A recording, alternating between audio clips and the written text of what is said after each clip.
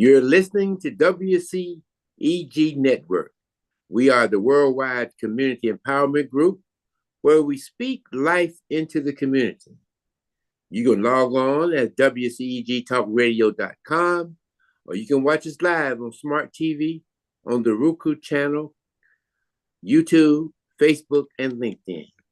I'm William Bill Edwards, your host for Wisdom Wednesdays. For the next hour, I am pleased to have as my very special guest a very dear friend.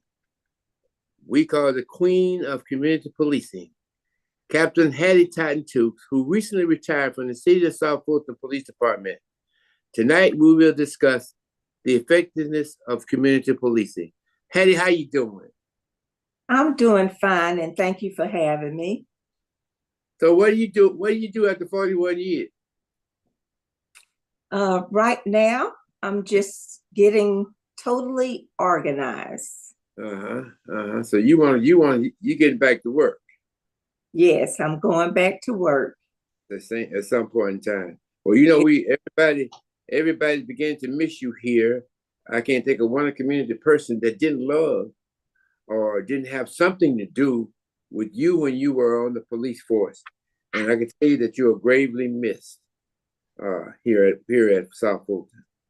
Well, some of them are still calling me now, asking me questions, and believe it or not, if they call me, I am going to help them. Right. I know that's your nature. That's where you are. Talk to me about how did you get involved? How did you, Hattie Cotton Tukes, get involved with being a police officer one day? You jumped in your mind and said, I'm going to be the police. Well, I was teaching, and I had told my sister Lydia that I would like to do something different. And she told me that Fulton County Police was hiring and to go apply. So I went to Fulton County Police Department, took the test, and passed the test. And there I was, a Fulton County police officer. And your experience has been much like before even community policing. What are some of the jobs that you had in the police department? When I first came on, I was working patrol, and I love patrol because you was able to help resolve a lot of the citizens' problems. And then I became a field training supervisor. And a field training supervisor, they train the new recruits. It gave me an opportunity to put some of my experience into various officers and teach them the right way. Put community policing into them as well as being a regular officer. Because there are times when we can help people. And then there are other times when we're going to have to make that arrest. And then I became a lieutenant, and I went to the north side. And after I was a lieutenant on the north side, I came back to the south side as a lieutenant and became captain of community police. And I worked under the best chief you could ever work for. I worked for Chief Cassandra Jones, one of the gurus of crime prevention. That she is. She's another one that's sorely missed here in South Fulton County because of her reputation and things that she's done. Hattie, a lot of folk I see I run into and they want to be police officers. Some of them are trying out now. I mean, it's not an easy task. It's not where you sign up for something and then they just select you and give you a gun and a badge. What kind of advice would you have for people who would be right now, would want to be officers of the law? What I would tell them is to make sure this is the career that they would like. Because in this career, you have to be a public servant. You have to really love people and care for them. And I was always taught by my mother to treat people like you would want to be treated. So when the officers go on a call, just think, this person could be your mother. They could be your sister. Take time and listen to what they are saying so you will be able to assist them in the correct way. And I know police can become violent sometimes. And I guess you have to make people understand that to react to violence is not always the correct way, right? What are some of the things you would do to avoid any altercation? Well, in training, they taught us what we call verbal judo. And a lot of people would like for you to just listen to them and hear what they are saying. So usually when I would go on calls, I would make sure that I'm able to listen, identify exactly what's going on, find out who's the aggressor of this call, speak to both of them. And even if they start talking loud, I would lower my voice. And sometimes they would be like, what are you saying? That way they will lower their voice. A lot of times when we react to their action, then various things occur or get out of hand. But if usually, and I'm not going to say all the time, but if they see that you're trying to listen and hear what they are saying, they will be calm so they could get their point across. And I always tell them, I cannot listen to two people at the same time. So I'm going to listen to you first, and then I'm going to give you an opportunity to speak. And I want you to be respectful of each other. So you're the moderator of the situation. You're the person that makes the understanding. Being a woman in policing, I'm sure there's advantages and disadvantages as opposed to being a man. Talk to us a little bit about that. Okay. Being a woman in police, sometimes when you go on calls, they feel they may be able to take advantage. But that's when you have to speak up and be very firm in what you're saying. You can't go on the call talking soft. You have to speak up, identify yourself, ask them to identify their self also. Sometimes they will try to take advantage. And what I do, I say, okay, stop right this minute. The way I'm talking to you, you're going to respect me as I am respecting you. And usually when I say that, that calms them down. But as I indicate earlier, there are times when we can resolve the problem peacefully. And then there are other times when you're going to have to make that arrest. Mm-hmm. Aggressively, I assume. Yes. Let's talk a little bit about, I want to get your opinion and your definition of how do you see, what is a community, Hattie, in your eyes? What do you consider a community? How does that merge with what you've been doing over these 40-something years? Well, during my tenure with the police department, I believed in community policing. And that really helped me during my career because I made it a part of me. Community police is very effective because it developed relationships with the community. And that word is very important, relationship. Mm-hmm. I have to say, community police is very effective because it builds trust between the citizen and law enforcement, where we can have dialogue and respect each other. All the time, we're not going to agree, but we can respect each other. And building trust is one of the pillars of community police under the 21st century. Another pillar is, and I think this is the most important one, community policing, community police and crime reduction. Because a lot of people in communities, when various things happen in their community, they have the fear of crime and they would like for you to solve their problem. And they want you to make them feel safe in their community. That's their domain. That's the place that they're going to have to be most of the time of their life.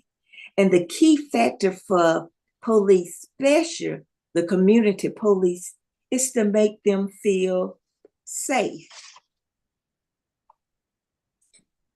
So would you say that what you did in terms of being humane to everybody, recognizing that these people could be your mother, father, sisters, aunts, uncles, or brothers, is an important part, and to communicate, I would say, to communicate with them that you're there to serve and nothing else. I'm there to serve and listen. You have to be a good listener, because sometimes you can't resolve the problem.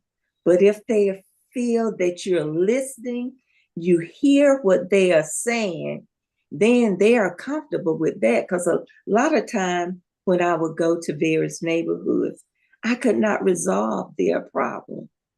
But they felt that I cared enough to listen to what they were saying. Some of the advice that I gave them, they weren't happy with it, but they was comfortable with it when I left. And that's the key, what I tell people. Have a relationship with the community. When I was on patrol, I had what you call 41B, and that's the Cascade area. I knew everyone in the Cascade area, be it community or be it business. And because I knew everyone, they would tell me in advance what was going on. And then I was able to resolve their problem before it got out of hand. And they felt comfortable in coming to me, because a lot of people are not comfortable talking to police officers. And that's why I said we are public servants. You have to make people feel comfortable in talking to you. There's so much information that you could receive if they feel that you're okay and they feel that you're concerned and that you care. And so relationship, concern, caring, building trust. I'll never forget when I first came to the city of South Fulton. I request, and the request was very easy. I request for 10 community leaders to come see special services. And I wanted them to come see special service because I wanted to build that trust. I wanted to have that relationship with them. I wanted them to see the other officers that was in special service. I wanted them to see that we are police, but we're regular people, we're families, we're spouse also. So I brought the 10 community leaders in. We had dialogue, we talked, we joined together. They listened to me and I listened to them. I asked them how you can make the police force better. What would you do to make it better? I asked them, how can you help the police? And I told them, this is a joint venture. We're in this together. You're partners with me. And the key thing too of that group, when adversities come, guess what? You have 10 people that love the city of South Fulton that will stand there with you regardless of what's going on. And the key too is always be transparent. Tell them exactly what's going on. And at times, if you can't tell them, just say, at this particular time, I'm unable to give you that information. As it comes to me, if I'm able to, I will let you know. Mm-hmm. You know, one thing I do know about you, you're always everywhere. You know, community meetings, council meetings, regardless, you're there. There's a lot of programs that you really helped to start, and some of them are continuing today. I go back several years when I was president of the Old National Merchants Association. You were instrumental in us when we did the first parade on Old National Highway. I think you remember that. Yes. Which was a daunting task, but we actually did a parade on a state highway to show how great our community was. Talk to me about some of the things that you started. Like when it comes to my mind is the coffee with the cop, and then there's the what do you call it, the breast cancer affair that you helped, and some things that you've done over at Walker Park that was that helped promote the kinds of things of relationships, communication, and service between the community and the police. Well, first, I like to give a shout out to the city of South Fulton, community police, cops, and park ranger, because I couldn't do this all by myself. But the key thing to the group I had, they had the same mindset. They cared about the community. They cared about the youth, and we can't never forget about our youth. They cared about them. And because they cared about them and had the mindset, we was able to do Coffee with a Cop. And Coffee with a Cop is just like a meet and greet where various citizens come together, business come together, officials, police come together. And it's no specific topic we have. We talk about whatever the citizens want to talk about. And the good thing about that was it was 101. If they had to tell me something and just didn't want everyone to know, they could speak to each officer 101 because we would sit at various tables. Also, I brought into domestic violence, and it was called Take Your Hat Off to Domestic Violence because that's prevalent. And you want people to know where to get the right information. We also had a wonderful event with human trafficking. And that was very important because a lot of the officers even learned information about that from that particular event. And I never forget Faith and Blue. We had the best Faith and Blue you ever wanted to have. The community were there. At each table, we had a police officer, community members, a business person, and we had a pastor because we cannot forget our faith base. So we had a pastor there at each table, and we had dialogue. We talked about what do officers do and how can we handle things the correct way. And if we needed a pastor to come on the scene, we had various pastors that could come. But now we have the chaplain program, which is excellent. But the dialogue that we had at that Faith and Blue, and our chief was there also, and answering questions. The pastors had different questions. The citizens had different questions. And then at the end, we did a summary.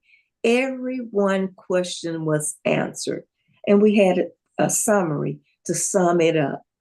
That was beautiful. Also, at the various parks, because we had after school programs, we would go there and talk to the various age after school program. And what I really liked one day was one of our officers played chess, and he was teaching the other ones how to play chess. And one of the after school program male knew how to play chess, but at the end, the officer taught him how to have good sportsmanship, although the officer did beat him in chess. Taught him how to have good sportsmanship, that at times in life, you're going to lose, but get up and try it again. And that was a vital lesson learned for him. And it made me really happy because that was one student that learned sportsmanship. So that will help him throughout his life when he plays sports. We also would attend the neighborhood watch, and I would like to talk about that in detail because I think neighborhood watch is one of community police most effective tools, and it's one of the oldest tools also. But before I go into neighborhood watch, I like to tell a story that I usually tell in the community, and it gives them an idea exactly about neighborhood watch. There was a female called Kitty Genevieve. She lived in Queens, New York. She was 28 years old, bartender. And on her way home, when she got off of work, a man by the name of Winston Mosley followed her. He followed her all the way to her apartment, and he stabbed her twice in the back. And she screamed out, and she was screaming. One of the neighbors in her apartment building heard her screaming, and he told Winston Mosley, leave that female alone. So Winston Mosley ran off. And then later on, the same morning, he came back and he stabbed her and he raped her. The New York Times stated that 38 people, and I said claim because we're talking about the New York Times, claimed that 38 people heard her and no one called the police department. One person said they was drinking and they didn't want to call the police.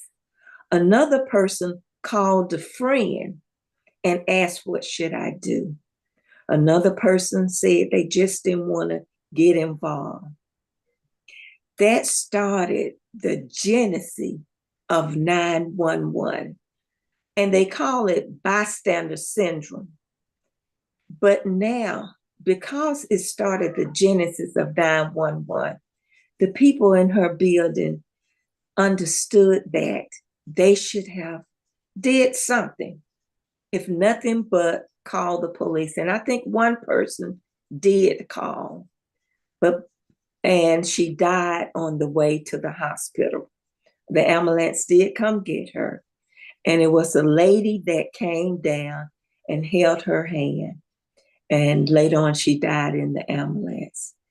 The question is, at the first time the perpetrator was there, could someone have called the police and the police have saved her? That's something we'll never know because the police was not informed to come to her aid. So now you have what you call neighborhood watch. Neighborhood watch is one of our most effective tools. And to me, it's so important because it empowers citizens as well as the community. It gets them to fight for their neighborhood. It develop a relationship with the police department. It it really helped because some of the people I have met and started their neighborhood watch, they are still my friends. Um, the police get an opportunity to give them information about their neighborhood, give them updates, alert them so they'll know what's going on in their neighborhood as well. And I tell various neighborhoods, when you have a block party, don't forget the youth. Have the youth there so the neighbors could learn the youth. Know what youth live in the neighborhood. Our youth is very important in our neighborhood watch. They have some neighborhood watch where you have a youth neighborhood watch. I always tell people, don't forget the youth because they are very important in what goes on in the neighborhood. Believe it or not, they'll be able to be the ones that tell you what's going on more than some of the adults. Mm-hmm. Well, I know that has been effective for you. We've had other things that have come along since then, next door and things of that nature. But I agree with you. The essence of helping the communities be safe has been neighborhood watch. I know too. I know too that you're telling us about some of the things you did that may be, I guess, part of your everyday what you do. But I've known you also to be like the you inform people in the neighborhood about what other people in the neighborhood are doing, and I want to explain that. It comes to mind Judith Henson. Yes. Judith Henson. Right. I mean, her neighborhood watch is phenomenal. She gives out scholarships to students in her neighborhood watch program. And that's something that I haven't seen in no other neighborhood watch. And, Judy, I tell you, when you think of community police, it's a total picture. It's just not setting up programs. It's just not making the arrest. Judy Henson's son had surgery at Piedmont Hospital. And that's why I say a lot of citizens now are my friend. So I went down to the hospital to visit him. And at that time, he hadn't woke up from the surgery. But when I went to see him, I put on my Class A uniform. Class A is the uniforms where you wear your coat, your dress, and have the tie. And I went down to Piedmont Hospital. They was whispering, what dignitary is this that come to see this young man? And then the lady I said, well, how is he doing? She said, at the time, he's resting well. She said, but I'll be checking him regularly. And I said to myself, so did she say that because of me? Or did she say that because that was her job? But I felt because of my visit, and they didn't know exactly my rank or anything. They just felt that this was a dignitary that came down to see Daryl. And I felt they gave him the utmost care after I left. And then I called back down there to check on him again. And the lady said, ma'am, we're checking on him every hour on the hour. So I said, thank you very much. I said, I appreciate that. And I appreciate you caring for him because he's a very important person in my life. Mm-hmm. So, policing is a total picture, at their times that's not in the book that you have to do to help people. I never forget when one day I went to, I made an arrest, and the lady say that I have another son in jail and he need eye drops. So what would it hurt if I take him the eye drops? So I said, after I get off of work, if you give me the eye drop, I will take it to him. So I took him the eye drop, and I was in Red Oak, about to get into a fight. The guy had walked up on me, and I said, well, this is it. So then all of a sudden he walked off. And I say, well, I know I'm tall and I know I have said the right thing. But the young man that I had brought the eye drop was behind me. And evidently he signaled to him, don't mess with her. So there are relationships that you build in police officers, believe it or not, that can keep you from fighting. Well, hey, and go back to Miss Henson for a minute, and I use this as an example because you always, when I was in politics and when I was mayor or commissioner, you'd always tell me, well, XYZ's having something tonight, mayor or commissioner, you need to be there. And one thing that I always remember was Miss Henson, Christmas cake. Her Christmas extravaganza. Yeah, at her house. Yes. Her house every year. And believe it or not, she served everyone in that community. And she gave the Christmas party every year. And I would go to her and say, well, what can I do to help you? She said, well, I'm baking the cakes. But what happened, because of the type of president that Miss Henson was, the community would join together and assist her in any way. The men, they would cook the fish. The ladies, they would prepare other dish. She was the type of president that you would love to have in a neighborhood watch. Often right. I would tell other presidents to give her a call so she could talk to you about neighborhood watch and the various things she did. Miss Henson was, I have to say, one of the best neighborhood watch. And she cared about her community. She wanted her community to be the best of the best. And she always gave out information so they could attend other events also. And let me do this because I don't want to dismiss anybody who in the community who was leading a community. Just having this conversation about Miss Henson because she came to mind in kind of giving an example of what Captain Tukes did in what she does. We have some fine people out here. There are more Judy Hensons in the world, and I want to make that clear.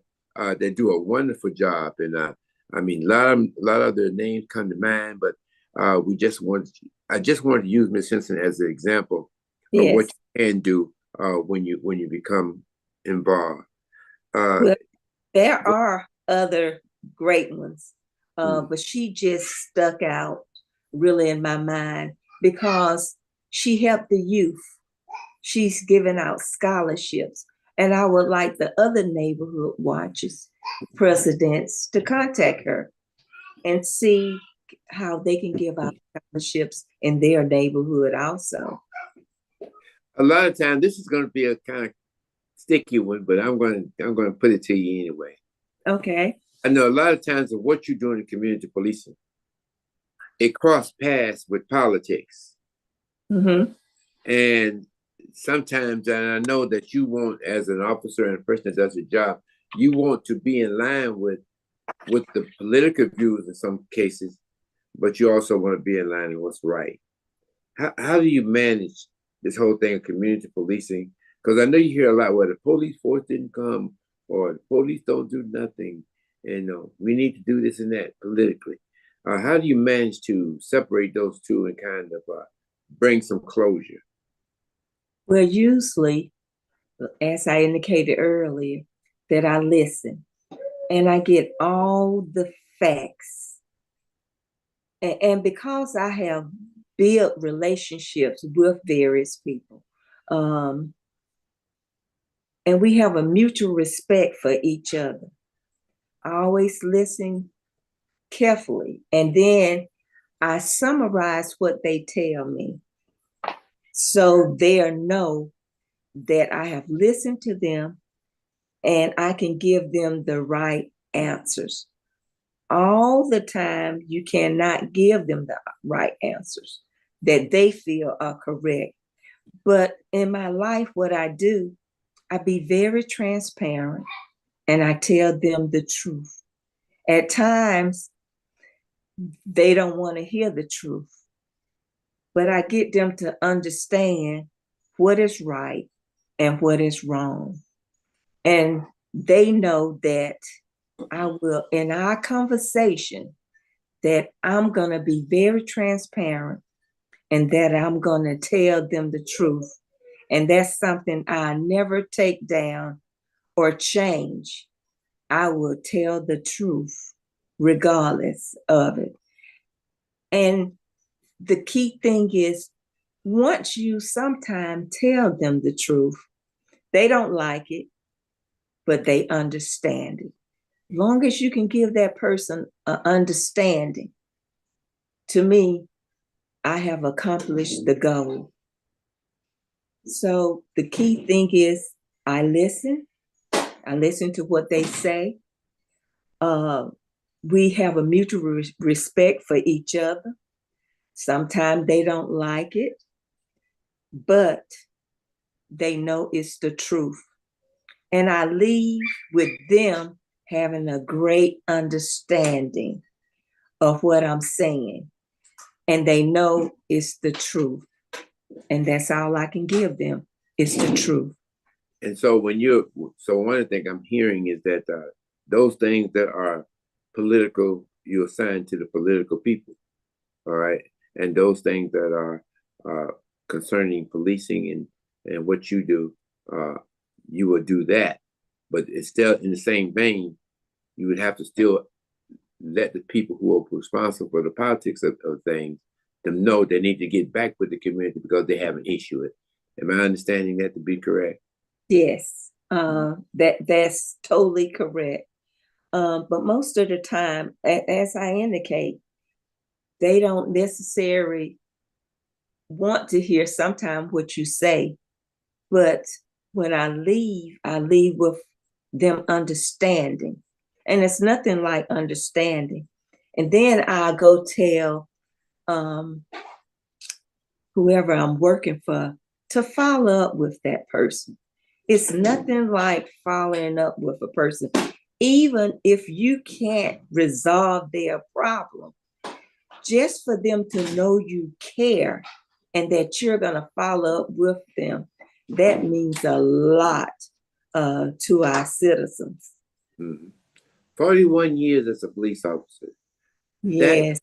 That is, especially in that profession, and you're still not finished yet, of course, but that's a long time. I'm gonna tell you what I'm trying to do when it comes to you. I'm gonna canvass this community like I've been for a long time, and I'm gonna find somebody that don't like you.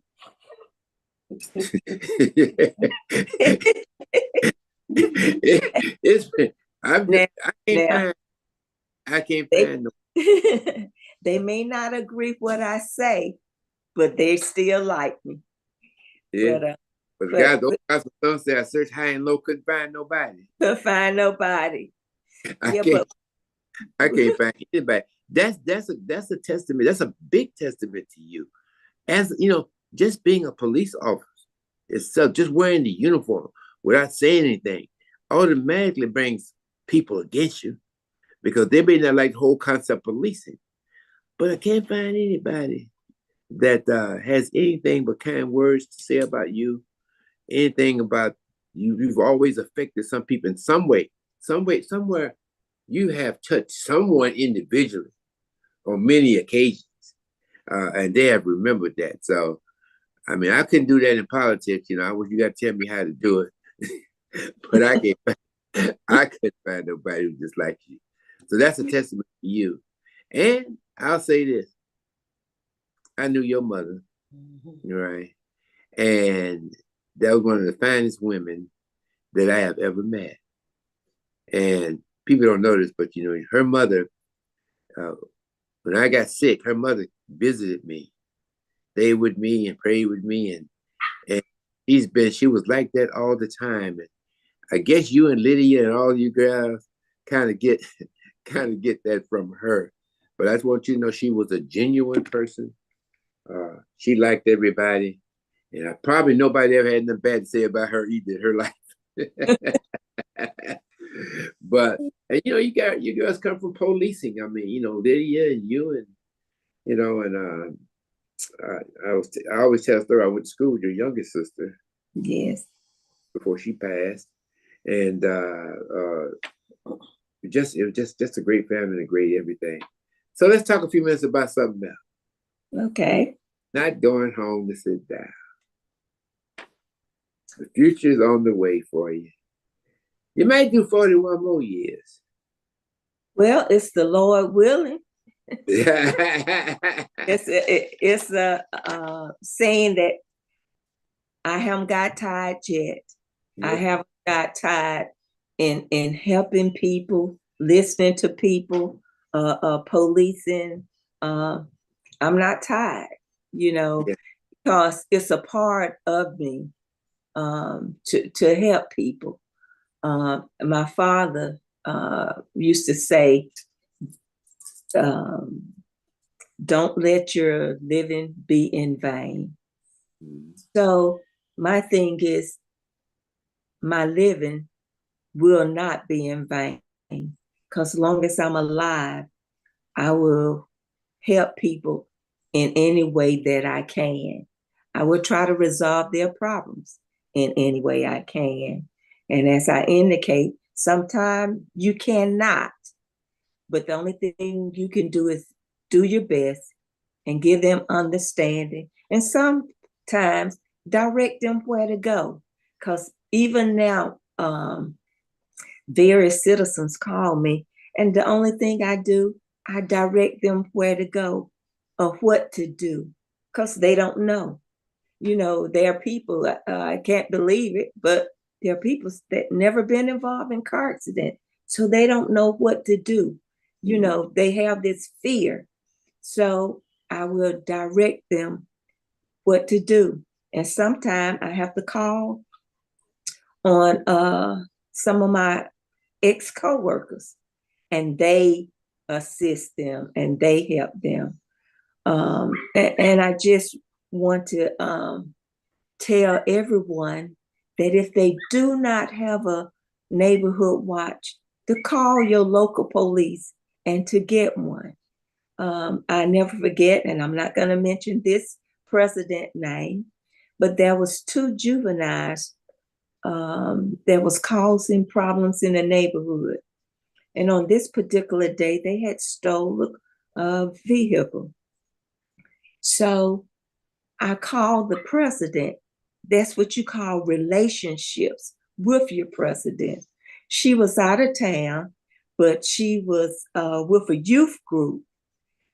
But she stopped what she was doing, turned on her camera so we could follow exactly where the juveniles was going. She even called various neighborhoods and put them on the alert. She called various residents in her neighborhood and asked them to turn on their cameras. So with their cameras, we was able to follow them. And we did apprehend them. Also, she knew exactly where the juveniles live. So we had an officer to go to their residence. So That's all a part of that neighborhood watch. So that's why if you don't have a neighborhood watch, call your local police department and get one. Okay. We got a question. Dolores has a question for you. Okay. What words of wisdom would you tell a young person wanting to be a police officer? Okay. What I would tell a person that wanted to be a police officer, I would ask them why. I would ask them why and talk to them and make sure that this is the career they really want. If this is the career they really want, I would ask them to do an internship and ride with an officer or just do a ride along to see is this exactly what they want to do. I would tell them to start stuttering for the test. So they'll know some of the police jargon, so they'll be able to pass the test. I would tell them also to make sure that they are able to serve the public, be a public servant, and not just always think that I have to be buncho and make that arrest. And as I indicate early, that there are times when it's nothing you can do, you're going to have to make that arrest. And there's times when you can help and guide a person. So the first thing I would tell them to do is do a ride along with a police department. This will give them an opportunity to actually see what the police officer is doing, what they're going to have to do to make sure this is the career that they would like to do. And you can tell them, come talk to me. I would be willing to talk to them also and direct them. Or I would call someone in community police and ask them to talk to them also. Mm-hmm. Well, you're not, one good thing about you're not going that far away from us. You're going to be right next door. Hats off to the city of Union City for allowing you to come over to finish whatever your tenure you think might be. But obviously, their gains are lost, but they're still part of the South Fulton family. And whatever happens in that city that you can do something about is also aids the surrounding cities. There's one more city that I love, Hattie Cotton Tukes. And of course,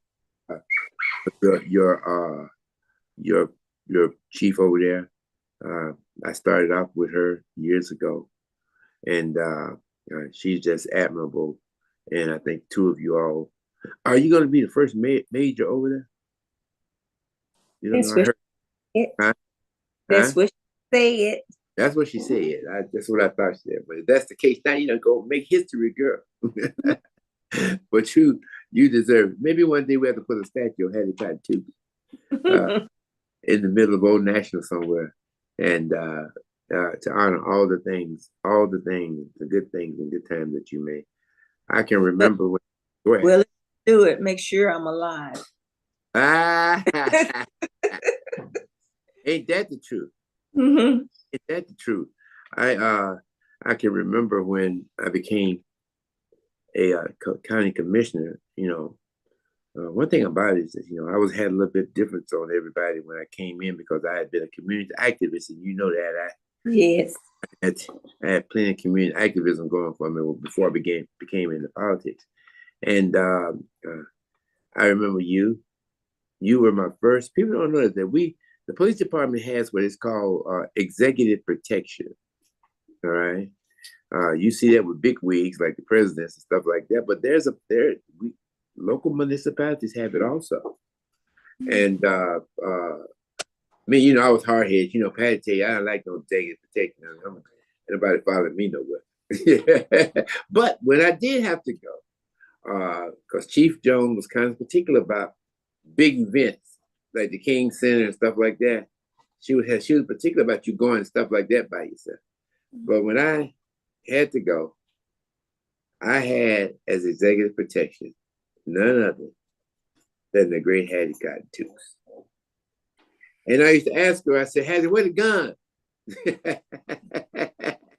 I had two. We'd go to places where you had to dress up and had like she was the prom queen. I said, where the gun at? She said, I got it, Commissioner, I got it. But those were the great things, and you helped me a lot on my race for being commissioner, and you and your family. I'll never forget the day when we were knocking on doors, and I looked down the street there, you and your son running down the street, trying to get votes for old Bill Evans. So it's been great to know you and be your friend, and you be my friend and the friend of everybody. And the first person that I find that don't like you, I'm gonna make sure that they see you. I'm putting it in front of your face and say, look, this person don't like you. Please bring them to me because I can change their mind. So we appreciate you and everything. And did you vote today? No, I haven't voted yet. I'm waiting till the lines go down. But I would just like to close to say thank you very much for having me. Yeah. And for the community, if they see something, say something, and make sure they report it. And the holidays is coming up, so for them to be safe. And may God just continue to bless. Well, and to bless you also and your family as you continue to do the things that God has you to do, and that is the police, to serve, to build relationships, and communicate the best you can. So I'm glad you didn't go home and sit down. You're still out there on the field. You're still out there on the field. Those of you who haven't voted today, you can't afford to just sit this one out. No matter what, we need you. We need you to get out there and vote. I know if lines are long, all I gotta say is this: there's too much blood on the floor for you not to go. Our ancestors suffered long lines and poll taxes and everything else to get us this far. So we need not take it further. So let's get out and vote. And let's vote early and let's vote often. And I appreciate it. Hattie, get out and vote. I don't hear about you ain't voting no more. Vote tomorrow. Yeah, get out and vote tomorrow. Vote tomorrow.